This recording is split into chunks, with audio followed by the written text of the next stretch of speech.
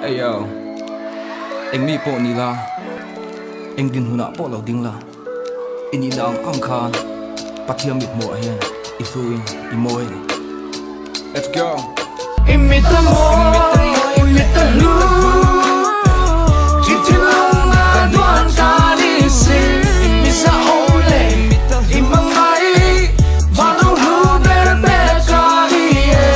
Ako suaki, bertulong adu, ahir, kalonisin.